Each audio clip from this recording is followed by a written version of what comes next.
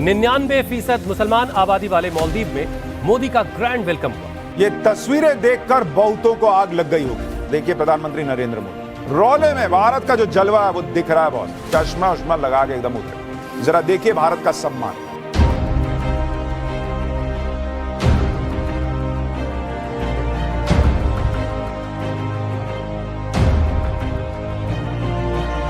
दो साल पहले जो इंडिया आउट कह रहे थे, आज वो प्रधानमंत्री देश के प्रधानमंत्री को 21 तोपों की सलामी दे रहे हैं। ये नहीं हो सकता, मैं आपको बात बताऊं, ये नहीं हो सकती ये चीज।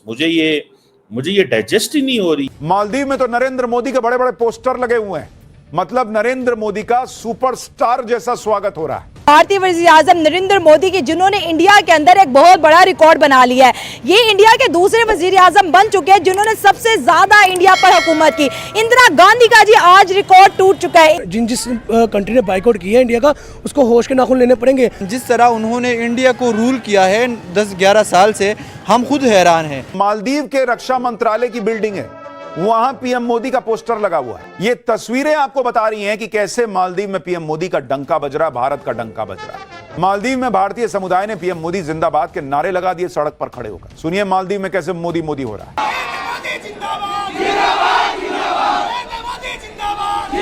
जो ऑडियंस कहती है कि पाकिस्तान जीता, एक वक्त के लिए मान लिया मैंने, ठीक है। मुझे आप बताएं, आपने जीतने के बाद अपने मुल्क के अंदर क्या बेहतरी लाए? कुछ नहीं लाए।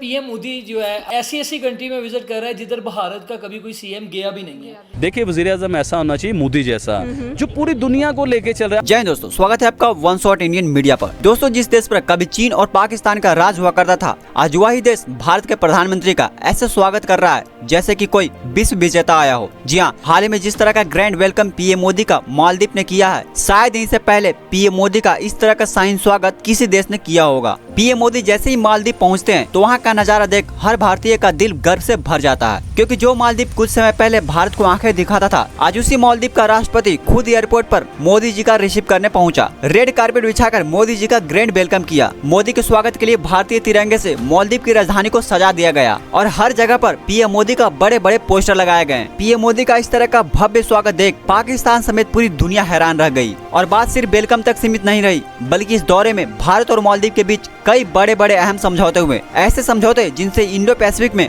भारत की पकड़ और मजबूत कर दी है। दोस्तों, जो काम आज तक चीन छोटे छोटे देशों के साथ करता आया था, आज वही काम भारत के प्रधानमंत्री नरेंद्र मोदी कर रहे हैं, लेकिन तरीका अलग है। भारत का मकसद चीन के जैसा किसी को कर्ज के तले दबाना नहीं, बल्कि सच में उन्हें आर्थिक मदद पहुंचाने का है। और इसी कारण आज हर छोटे से छोटे देश भारत के प्रधानमंत्री को अपने देश में बुला रहे हैं और उन्हें ग्रैंड वेलकम के साथ अपने देश का हाईएस्ट सिविलियन अवार्ड भी दे रहे हैं। एक वक्त था जब भारत को दुनिया के छोटे देश भी हल्के में लिया करते थे, लेकिन आज उसी भारत को सभी देश अपने आंखों का तारा मान चुके हैं। आप क्या बोलना चाहेंगे भारत की इस बढ़ती ताकत के बारे में? कमेंट में जरूर बताइए। नरेंद्र मोदी मालदीव भी पहुंचे और वहाँ पर जी बड़ा शानदार वेलकम किया जा रहा है। यही मालदीव कहता था मोदी को आउट करो, और आज एज अ गेस्ट उन्हें इन्वाइट कर रहा है। इंडिपेंडेंस नरेंद्र मोदी के साथ मना रहे हैं और वहाँ पे जी इंडियन डायस्पोरा वेलकम कर रहा है। एक कल्चरल कनेक्टिविटी बढ़ रही है। तो देखिए, इस ऑपरेशन सिंदूर भी किया और अपने मिशंस भी उनके कंटिन्यू हैं। नहीं, वाकई इस तरह है। देखो, मालदीव को वो कभी भी इस तरह नहीं छोड़ सकते।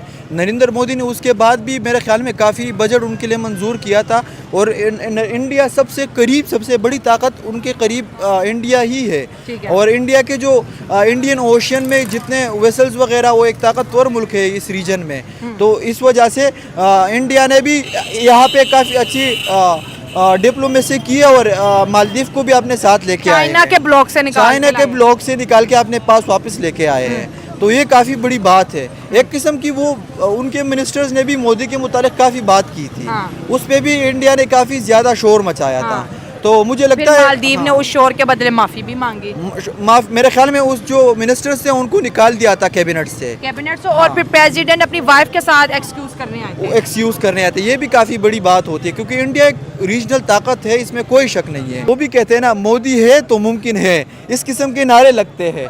और बहुत ही ज्यादा एक्सट्रीमिस्ट लोग भी नरेंद्र मोदी को एक किस्म के भगवान मानते हैं। उनका वो मेरे ख्याल में मंदिर भी कई जगह बना है। हर जगह, हाँ, वो नरेंद्र मोदी स्टेडियम हर जगह पे, यानी उसका नाम कहीं ना कहीं, इसका मतलब है कि लोगों के जहनों में उन्होंने अपना नाम, अपना ब्रांड एस्टेब्लिश कर रखा है। और पाकिस्तान का जो इमेज नरेंद्र मोदी ने इंडिया में बनाया है, वो तो लगता है वो इमेज 10 साल तक वो बिल्डिंग कोई नहीं गिरा सकता। जिस कंट्री ने बाइकआउट किया है इंडिया का, उसको होश के नाखून लेने पड़ेंगे। अभी तो मालदीव ने किया, अभी आने वाले कुछ टाइम में मैं आपको बता रहा हूँ ये होगा। बांग्लादेश भी होश के नाखून लेगा, इंडिया के साथ दोबारा अपने दोस्ताना ताल्लुक बनाएगा। जिस तरह उन्होंने इंडिया को रूल किया है 10-11 साल से, हम खुद हैरान हैं। देखो, जिस तरह अभी मुझे एक बात पता चली है कि इंदिरा गांधी जो जवाहरलाल नेहरू की बेटी थी और उसके पास एक स्ट्रॉन्ग बैकग्राउंड था, एक नरेंद्र मोदी जो एक ग्रास रूट लेवल से उठ के प्राइम मिनिस्टर बना है, उन्होंने 8,078 दिन हुकूमत की है, 4,078 दिन, और उससे पहले इंदिरा गांधी ने एक दिन कम हुकूमत की थी। इसका मतलब है कि उसकी हुकूमत आगे भी बढ़ेगी। जिस तरह अभी इंडिया में बात चल रही है कि नरेंद्र मोदी को रिटायर होना चाहिए, क्योंकि बीजेपी में एक रूल है कि 75 साल के बाद एक लीडर होगा वो रिटायर होगा, लेकिन मुझे नहीं लगता कि नरेंद्र मोदी का कोई रिप्लेसमेंट है इंडिया में। जो ऑडियंस कहती है कि पाकिस्तान जीता, एक वक्त के लिए मान लिया मैंने, ठीक है। मुझे आप बताएं, आपने जीतने के बाद अपने मुल्क के अंदर क्या बेहतरी लाए? कुछ नहीं लाए। आपके प्राइम मिनिस्टर कितने इन्वेस्टर को लेके आए हैं? नहीं लेके आए। आपके प्राइम मिनिस्टर ने कितने मुल्कों के साथ अपने दोस्ताना ताल्लुक बनाए हैं? नहीं बनाए। दूसरे एंड पे नरेंद्र मोदी की बात करें, चलो मान लिया वो हारे हैं, हार के बाद वो 5 नेशन दौरे पे गए, ठीक है। उन्होंने अपना डंका बजवाया, ठीक है। उसके बाद उनके मुल्क में टेस्ला लॉन्च हुई, इन्वेस्टर आया, ठीक है, टेस्ला लॉन्च हुई। उसके बाद आप देखें कि उनकी day by day poverty decrease हुई। तो ये चीज़ है ना, जीत हार इज़ नॉट अ जंग। जीत हार चीज़ ये है कि आपने अपने मुल्क को कितना बनाया। तो मेरे ख्याल में इंडिया की इकोनॉमी इस टाइम टॉप 3 आई थिंक से होने वाली है। तो मेरे ख्याल में तो जीते वो हैं। फिर उन्होंने जंग के बाद भी दौरे किए, जंग के बाद भी टेस्ला लॉन्च हुई, इन्वेस्टर आया। तो जीत किसकी है मुझे नहीं समझ आ रही कि पाकिस्तान जीता है कि इंडिया जीता है। मेरी नज़र में तो ये जो इकोनॉमी की जंग है वो इंडिया जीत चुका है। तो इंडिया में नरेंद्र मोदी जो चाहता है वो कर लेता है। मुझे बताओ, इंडिया में अपोजिशन कहाँ है? आपको कोई अपोजिशन नजर आ रही है? दिल्ली में दीवार के साथ लगी नजर आ रही है। दिल्ली में जिस तरह आम आदमी पार्टी की हुकूमत थी, उसको भी गिरा दिया है। बड़ी बात है, उसने जो हरियाणा में जीत गए को भी जीते नहीं थे। ये मुझे ये बताओ कि उन्होंने आम आदमी पार्टी वहाँ पे जिस तरह काम कर रहे थे हमने देखा नहीं था। वो उन्होंने गरीबों को बिजली फ्री कर रखी थी, सब कुछ फ्री था, उसकी हुकूमत गिरा दी। और आवाम ने कहा फ्री नहीं चाहिए, फ्री नहीं चाहिए। और देखिए दिल्ली में भी फेस किसका यूज हुआ है? वो भी नरेंद्र मोदी का। अच्छा हम बात करें, आज नरेंद्र मोदी मालदीव भी पहुंचे और वहां पर जी बड़ा शानदार वेलकम किया जा रहा है। यही मालदीव कहता था मोदी को आउट करो, और आज एज अ गेस्ट उन्हें इन्वाइट कर रहा है। इंडिपेंडेंस नरेंद्र मोदी के साथ मना रहे हैं और वहाँ पे जी इंडियन डायस्पोरा वेलकम कर रहा है, एक कल्चरल कनेक्टिविटी बढ़ रही है। तो देखिए इस ऑपरेशन सिंदूर भी किया और अपने मिशंस भी उनके कंटिन्यू हैं। नहीं, वाकई इस तरह है। देखो, मालदीव को वो कभी भी इस तरह नहीं छोड़ सकते। नरेंद्र मोदी ने उसके बाद भी मेरे ख्याल में काफ़ी बजट उनके लिए मंजूर किया था, और इंडिया सबसे बड़ी ताकत उनके करीब इंडिया ही है। और इंडिया के जो इंडियन ओशन में जितने वेसल्स वगैरह, वो एक ताकतवर मुल्क है इस रीजन में।